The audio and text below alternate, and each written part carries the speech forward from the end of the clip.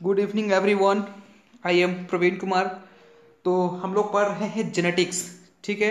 तो जेनेटिक्स में हम लोगों ने प्रीवियस लेक्चर में देखा था क्या होता है जेनेटिक्स। ठीक है। मेंडल ने क्यों पी प्लांट को सिलेक्ट किया और मेंडल के सक्सेस होने का राज क्या था। ठीक है। तो यहाँ तक हम लोगों ने बेसिक बातें की थी। आई थिंक वो सब लोगों को पता होगा। ठीक है।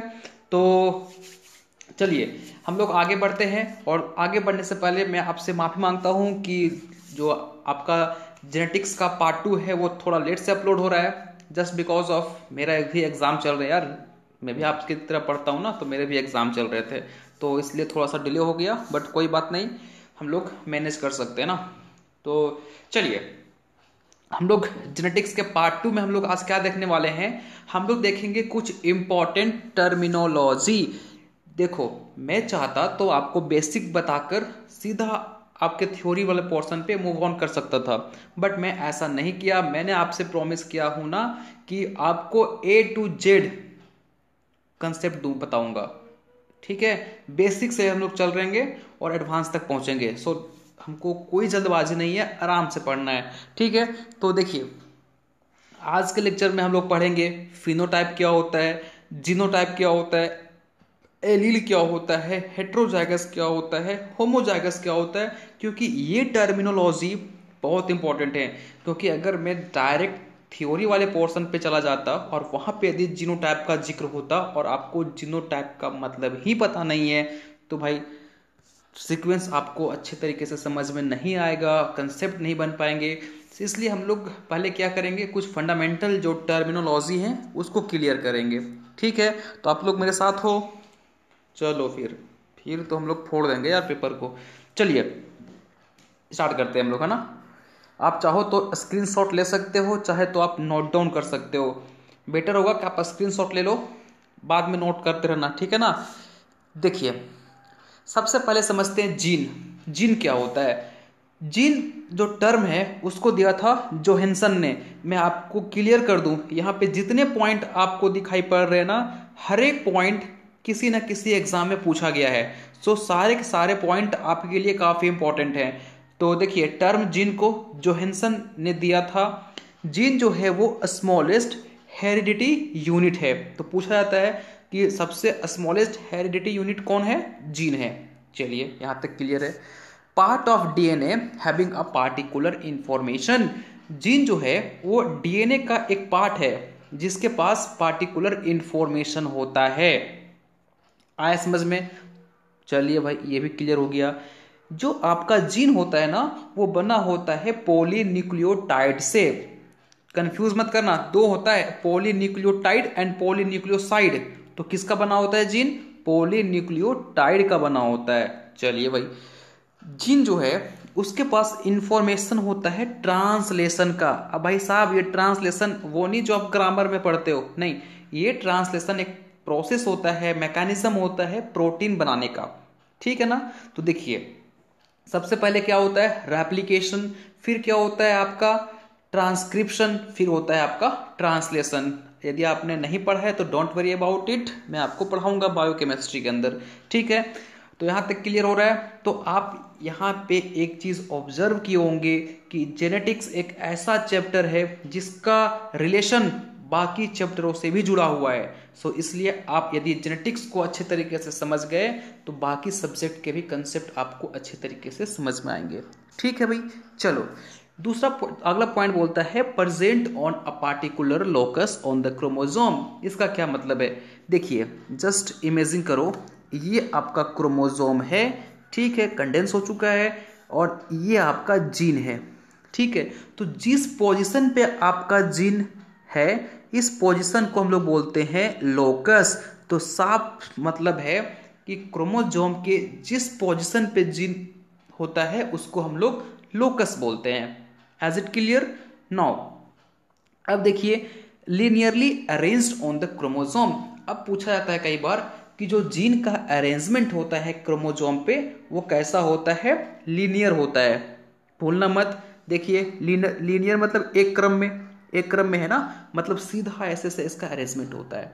आया समझ में। देखिए अगला point, biochemical nature first time establish by Avery, MacLeod, McCarthy.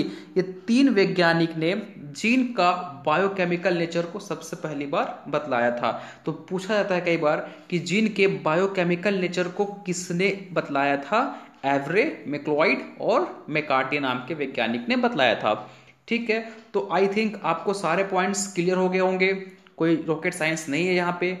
ठीक है भाई, चलो आगे मूव ऑन करते हैं हम लोग। अब पढ़ते हैं जीनोटाइप क्या होता है, फिनोटाइप क्या होता है। देखिए, जीनो का मतलब जीन और टाइप मतलब जीन का प्रकार। फिनोटाइप मतलब आपके जो बाहरी मॉर्फोलॉजिकल कैरेक्टर हैं वो बतलाता है। तो देखिए, सबसे पहला तो क्वेश्चन पूछा जाता है, जीनोटाइप एंड फिनोटाइप वर्ड किसने दिया था? याद रखिएगा, जोहानसन नाम के वैज्ञानिक ने दिया था। ठीक है भाई, चलिए अब ये जीनोटाइप और फिनोटाइप को समझने के लिए हम लोग एक छोटा सा एग्जांपल लेते हैं। जस्ट सपोज इमेजिन करो कि आप मार्केट गए हो, ठीक है, और मार्केट में आपको कोई ऐसा पर्सन दिखाई पड़ा जो 6 फुट से ज़्यादा का है। तो आप देखोगे भाई इतना लंबा इंसान, अब चलो उसको आप जो आप है ना उसको बात करने का मन किया, तो आप उस इंसान के पास गए और उससे पूछे कि भाई साहब आप इतने लंबे कैसे हो गए? तो वो बोला कि ऐसा कुछ नहीं है, जो मेरे पापा है ना और मम्मी है ना वो भी लंबे हैं, और जो दादा दादी हैं वो भी लंबे हैं, जो हमारे परदादा थे वो भी लंबे थे। दैट मीन्स कि उसका जेनेटिक मेकअप ही लंबा वाला है। ठीक है, तो जो आपने बाहरी से देखा कि भाई साहब ये लंबा है, ठीक है, आप फिर देखो कि अरे यार इतना गोरा है, अरे इतना काला है, अरे इतना छोटा है, ठीक है, ये फ्लावर इतना रेड है, ये पिंक कलर का है। तो ये जो बाहर से आप देख रहे हो ना, ये होता है फिनोटाइप। ठीक है, मॉर्फोलॉजिकल एक्सप्रेशन ऑफ जीनोटाइप। तो फिनोटाइप का मतलब समझ में आया, जो आप बाहर से देखते हो, ठीक है, वो कहलाता है फिनोटाइप। अब ये जो फिनोटाइप है ना वो कैसा होगा, ये फिनोटाइप कैसा होगा ये डिपेंड करता है आपका जीनोटाइप के ऊपर, आपके जीन के ऊपर। जो आपका जीन माता पिता से आया है, वो माता पिता यदि आपके छोटे हैं तो आपका भी हाइट छोटा होगा। ठीक है, तो ये डिपेंड करता है आपके जीनोटाइप के ऊपर। तो यहां से क्यों कई बार क्वेश्चन क्या आता है कि जो आपका जीनोटाइप है वो किसको डिसाइड करता है? फिनोटाइप का। जैसा आपका जीनोटाइप होगा वैसा आपका मॉर्फोलॉजिकल कैरेक्टर होगा, वैसे आप दिखोगे। आया समझ में? यहां तक कोई कंफ्यूजन नहीं। फिनोटाइप जैसे आप बाहर से जो चीज को देखते हो वो आपका फिनोटाइप कहलाता है। अब वो ऐसा क्यों है, जस्ट वो जीन के कारण, तो वो क्या कहलाता है? जीनोटाइप कहलाता है। ठीक है भाई, यहां तक क्लियर हो गया। चलो आगे मूव ऑन करते हैं। अब समझते हैं एलील क्या होता है और एलिलोमॉर्फ क्या होता है। नथिंग, बहुत सिंपल है। देखो, सबसे पहले तो समझो एलील या एलिलोमॉर्फ टर्म को किसने दिया था? बैटसन ने दिया था। क्या होता है allele? Alternate form of gene. Gene का ये अल्टरनेट फॉर्म होता है। इसका क्या मतलब है? देखिए, कैपिटल टी का अल्टरनेट फॉर्म क्या होगा भाई? स्मॉल टी होगा। ठीक है, इसको आप ऐसे भी बोल सकते हो कि अगर मान के चलो ये कैपिटल आर का एलील क्या हो गया? Small R. इस तरीके से आपसे यदि को पूछता है स्मॉल आर का एलील कौन हो गया? Capital are. आ रहा है समझ में? इसी को बोलते हैं अल्टरनेट फॉर्म, है ना। फिर आपसे कोई पूछता है, चलो जैसे मान के देखते हैं कैपिटल डब्लू का एलील क्या हो गया? Small W. स्मॉल डब्लू का एलील क्या हो गया? Capital W. तो आई थिंक आपको अब क्लियर हो रहा होगा कि क्या मतलब होता है एलील का। अरे भाई, एलील का मतलब होता है उल्टा। जैसे कैपिटल टी का स्मॉल टी, ठीक है, इसी तरीका कैपिटल बी का एलील क्या हो गया? Small B. तो ये सारे क्या कहलाता है? एलील कहलाता है। आ रहा है समझ में? ये पेयर में होते हैं तो इसलिए हम लोग देखो ना पेयर में है ना। ठीक है, आ रहा है समझ में? इसी को बोलते हैं एलील। तो आज के बाद आप एलील भूलोगे नहीं। हम जब आगे जेनेटिक्स में मूव ऑन करेंगे ना तो ये एलील हर जगह पे यूज होगा। तो एलील का मतलब अल्टरनेट फॉर्म होता है। ठीक है, आई थिंक आप लोगों को क्लियर हो चुका होगा। कैपिटल टी का स्मॉल टी, कैपिटल आर का स्मॉल आर। तो इसका अगर आपसे कोई एलील पूछता है कैपिटल आर का, तो कैपिटल आर का एलील क्या हो गया? Small R. स्मॉल आर का एलील क्या हो गया? Capital R. ठीक है, आ रहा है समझ में? चलिए नेक्स्ट देखते हैं होमोजाइगस और हेट्रोजाइगस क्या होता है। होमो का मतलब बताओ क्या होता है? इक्वल। एक जैसा, ठीक है। हेट्रो का मतलब अलग अलग। देखिए, तो होमोजाइगस और हेट्रोजाइगस टर्म को भी बैटसन ने दिया था, ठीक है। होमोजाइगस क्या होता है भाई? बोलता है a cell with two identical gene, एक ऐसा सेल जिसके पास दो आइडेंटिकल जीन हो उसको बोलते हैं होमोजाइगस, ठीक है। जैसे देखो, कैपिटल टी एक होमोजाइगस है, स्मॉल टी एक होमोजाइगस है, ठीक है। स्मॉल बी होमोजाइगस है, कैपिटल बी होमोजाइगस है, मतलब एक जैसा होना चाहिए, ठीक है। आ रहा है समझ में? अब इसको मैं इरेज कर दूं, चलो। अब आता है हेट्रोजाइगस। हेट्रोजाइगस का क्या मतलब होता है कि a cell with a gene and its allele. Simple सी बात है। जैसे मान के चलो, कैपिटल टी इसका एलील क्या हो गया? Small T. कैपिटल पी इसका एलील क्या हो गया? स्मॉल पी, ठीक है। इसका एलील हो गया, है ना। कैपिटल आर का एलील क्या हो गया? Small R. तो अब मुझे बताओ, क्या ये दोनों एक जैसे हैं? नहीं, एक कैपिटल है एक स्मॉल है, तो इसलिए इसको हम बोलते हैं हेटेरोजाइगस। क्लियर हुआ? अगर कैपिटल आर होता, दोनों तो एक साथ है ना, एक जैसा है, तो इसको क्या बोलते हैं हम लोग? होमोजाइगस। बट यहाँ पे देखो, एक कैपिटल है एक स्मॉल है, तो क्या ये होमोजाइगस होगा? बिल्कुल नहीं, ये हेटेरोजाइगस होगा। तो ये चीज आप याद रखना, क्योंकि इस पे बहुत सारे ऑब्जेक्टिव क्वेश्चन पूछे जाते हैं। तो होमोजाइगस और हेटेरोजाइगस का कंसेप्ट आपको क्लियर हो जाना चाहिए। होमो का मतलब, यार ऐसे देखो ना, होमो का मतलब बिल्कुल एक जैसा, तो बिल्कुल एक जैसा तो ये दिखाई पड़ रहा है, तो इसको होमोजाइगस बोलेंगे। ये तो होमोजाइगस हो ही नहीं सकता, एक कैपिटल है एक स्मॉल है, तो इसको हम लोग हेटेरोजाइगस बोलते हैं। कोई रॉकेट साइंस तो है नहीं, आप लोग इतना ईमानदार हो यार। चलिए आगे देखते हैं। बोलता है gametes are having one gene of a pair.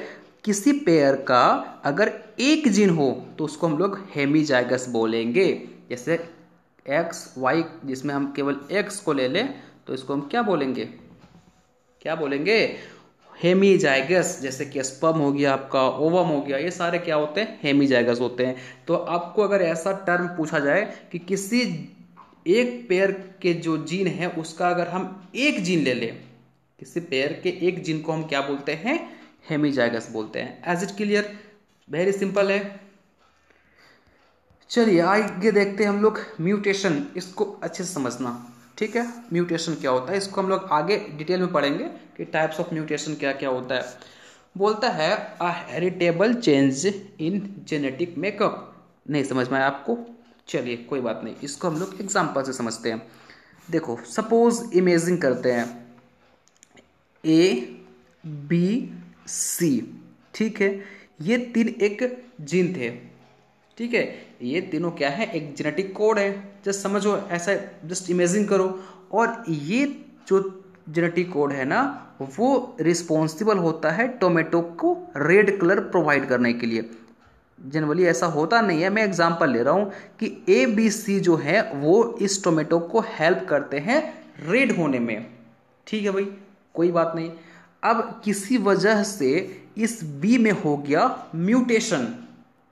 मैं क्या बोलना चाह रहा हूं आपको समझ में आ रहा है?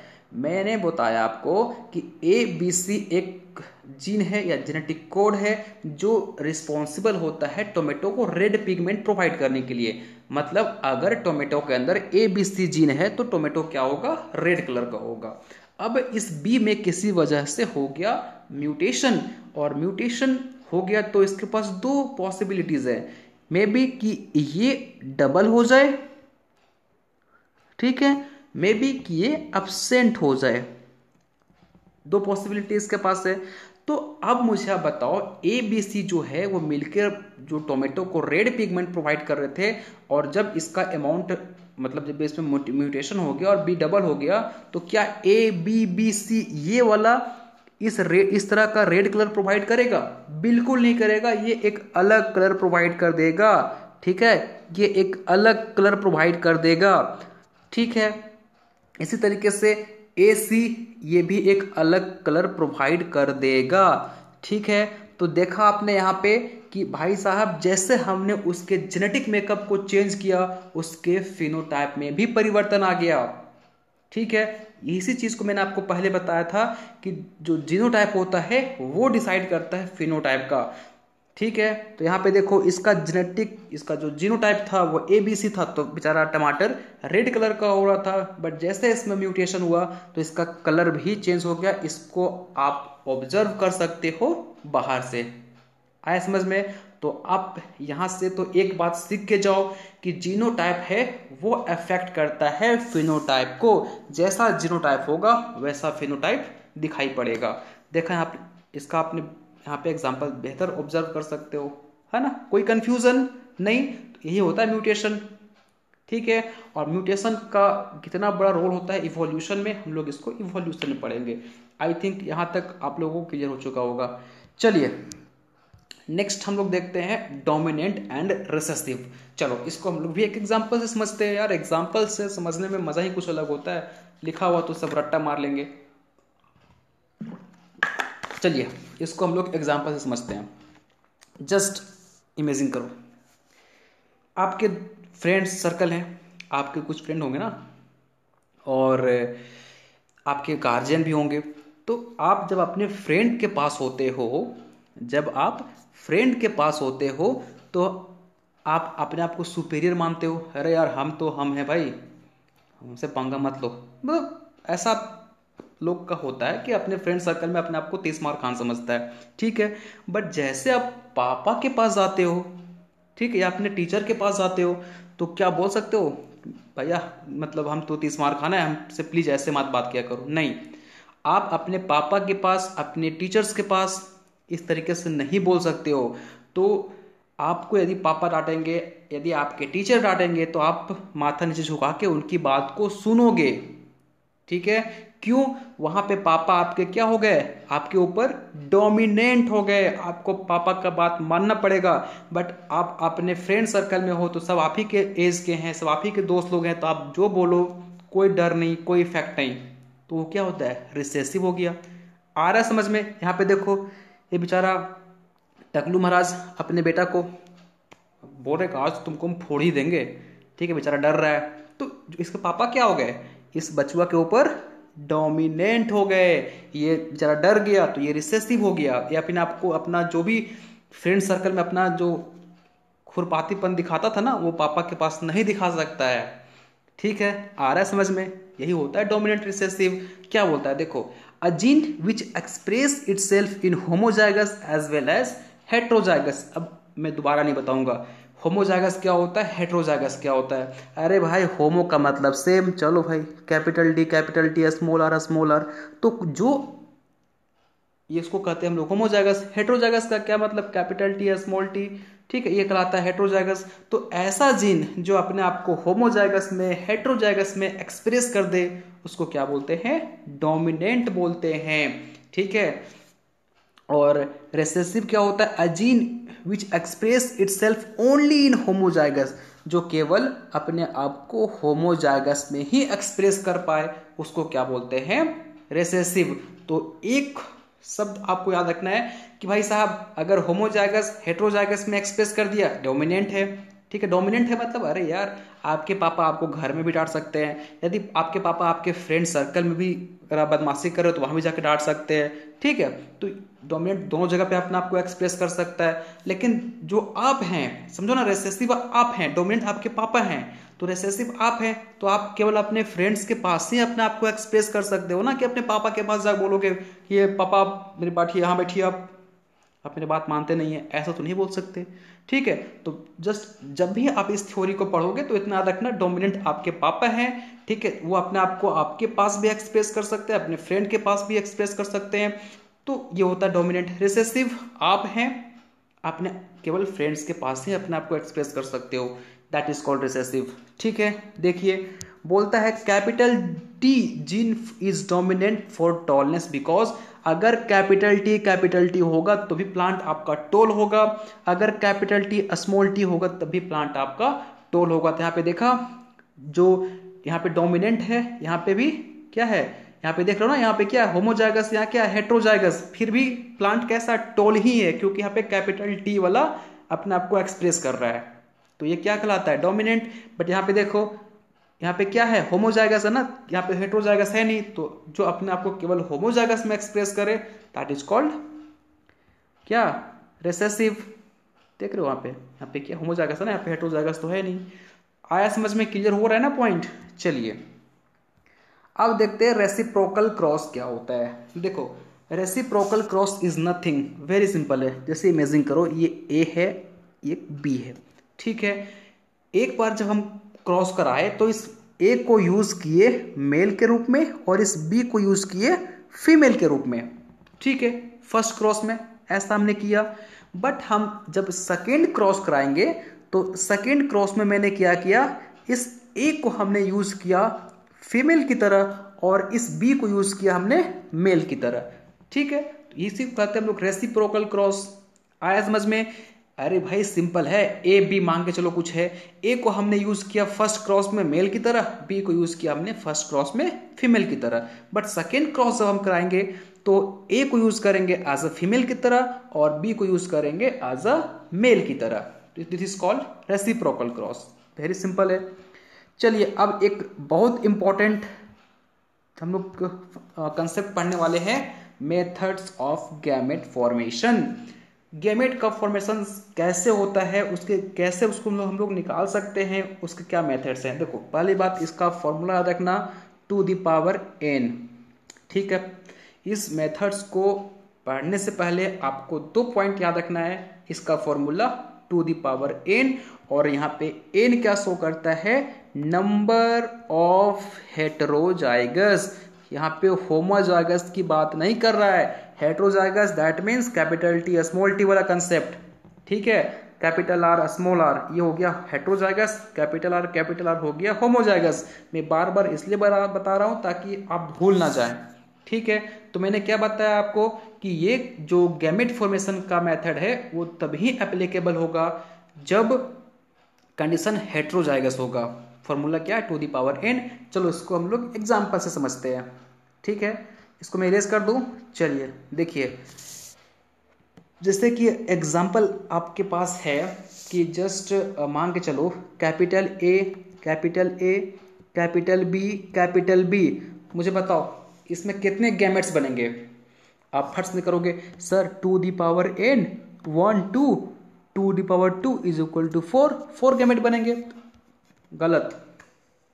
अरे भाई साहब मैंने क्या बताया था कि ये जो कंडीशन है ना, गैमेट का फॉर्मेशन जो हो रहा है वो तब ही एप्लीकेबल है जब कंडीशन हेटेरोजाइगस है। ये क्या हेटेरोजाइगस है? नहीं, ये होमोजाइगस है। देखो दोनों एक जैसे है ना, तो ये होमोजाइगस है, तो ये एप्लीकेशन तो यहाँ पे लागू होगा ही नहीं, यहाँ पे 0 गैमेट्स बनेंगे, ठीक है। चलो और एग्जांपल देखते हैं इसके। Capital A small A capital B, मुझे यहाँ पे बतलाओ कितना यहाँ पे गैमेट बनेंगे। सोचो जरा, आप स्क्रीन को पॉज करो, खुद से ट्राई कर सकते हो, ठीक है। चलिए आई होप आप लोगों को समझ में आ गया होगा। अरे ये क्या है, हेटेरोजाइगस, ये क्या है, होमोजाइगस, इस पे एप्लीकेबल होगा ही नहीं। 2 द पावर n क्या है, नंबर ऑफ हेटेरोजाइगस, तो हेटेरोजाइगस कितना है 1, तो कितने गैमेट बनेंगे, 2 गैमेट बनेंगे। सिंपल सा बात है। तो ये इस तरह का क्वेश्चन कई बार आपको देखने को मिलेगा। चलो और भी क्वेश्चन को प्रैक्टिस करते हैं ताकि आपका माइंड शार्प हो जाए, ठीक है। चलिए और क्वेश्चन लेते हैं हम लोग। इमेजिन करो capital R small are capital small T capital T. चलो बताओ यहाँ पे कितने गैमेट्स का फॉर्मेशन होगा, बतलाइए मुझे कितना गैमेट्स बनेगा यहाँ पे। चुप नहीं रहना है, स्क्रीन को पॉज करो, ट्राई करो खुद से, फिर तो मैं बतलाऊंगा ही। चलिए देखते हैं हम लोग। फॉर्मूला क्या है, 2 द पावर n क्या है, नंबर ऑफ हेटेरोजाइगस। तो चलिए पहले क्वेश्चन में देखते हैं हेटेरोजाइगस कितना है। क्या ये हेटेरोजाइगस है? बिल्कुल हेटेरोजाइगस है। ये हेटेरोजाइगस है? नहीं, ये होमोजाइगस है। ये हेटेरोजाइगस है? बिल्कुल ये हेटेरोजाइगस है। तो आपको नंबर ऑफ हेटेरोजाइगस कितना मिला, 2, एक यहाँ पे एक यहाँ पे, तो कितना हो जाएगा 2 the power 2 that is 4 gametes यहाँ पे बनेंगे। आया समझ में? तो बहुत ही सिंपल है, आपको बस दो चीज याद रखना है, टू द पावर n, और n क्या होता है, नंबर ऑफ हेट्रोजाइगस। चलो और भी देखते हैं हम लोग क्वेश्चन को। लास्ट क्वेश्चन है, आई होप आपको कंसेप्ट क्लियर हो चुका होगा। जैसे देखो एक लंबा क्वेश्चन लेते हैं, capital A small A capital B capital B capital C capital D small D, ठीक है, कैपिटल ई स्मॉल ई। मुझे आप बतलाएंगे इसमें कितना गैमेट बनेगा, बताइए। Two the power n, n क्या है, नंबर ऑफ हेट्रोजाइगस। तो चलिए सबसे पहले क्या करते हैं, हेट्रोजाइगस खोजते हैं। ये क्या ये हेट्रोजाइगस है, बिल्कुल हेट्रोजाइगस है। क्या ये हेट्रोजाइगस है, नहीं ये हेट्रोजाइगस नहीं, ये होमोजाइगस है। ये भी होमोजाइगस है भाई, ये हेट्रोजाइगस है। तो दो हेट्रोजाइगस मिल चुका है, ये भी हेट्रोजाइगस है। तो कितना आपको हेट्रोजाइगस मिला, 3 टू द पावर 3। कितना गैमेट्स बनेंगे, 8 गैमेट्स बनेंगे। तो ऐसे ही आप कई सारे क्वेश्चन का प्रैक्टिस कर सकते हो, और ऐसे क्वेश्चन मैंने आपको बतलाया, और ऐसा क्वेश्चन आप लगाओगे ना, प्रीवियस ईयर्स का क्वेश्चन तो पूछे जाते हैं। ठीक है, तो आज के लिए इतना ही रखते हैं। नेक्स्ट लेक्चर में जब हम लोग मिलेंगे तो पढ़ेंगे क्या होता है बैक क्रॉस, टेस्ट क्रॉस, ठीक है, और भी कुछ नए चीज लेके आएंगे आपके पास। ठीक है, आज का लेक्चर बहुत ही सिंपल था। कोई डाउट है, कोई ऐसा पॉइंट जो आपको समझ नहीं आया है, मुझे आप बतला सकते हो, मैं उसको नेक्स्ट लेक्चर में एक्सप्लेन कर दूंगा। ठीक है, बट मैं आपसे रिक्वेस्ट कर रहा हूँ, बार बार रिक्वेस्ट कर रहा हूँ कि आप प्लीज चीजों को रिवाइज करते रहो, है ना। और ऐसा मुझे तो नहीं लगता कि कोई डिफिकल्ट है यार, सिंपल सिंपल सा चीज तो है ना। तो इसका नोट्स आपको प्रोवाइड कर दिया जाएगा डिस्क्रिप्शन बॉक्स में, आप जाके डाउनलोड कर सकते हो। ठीक है, चलिए तब तक के लिए thank you so much, bye bye.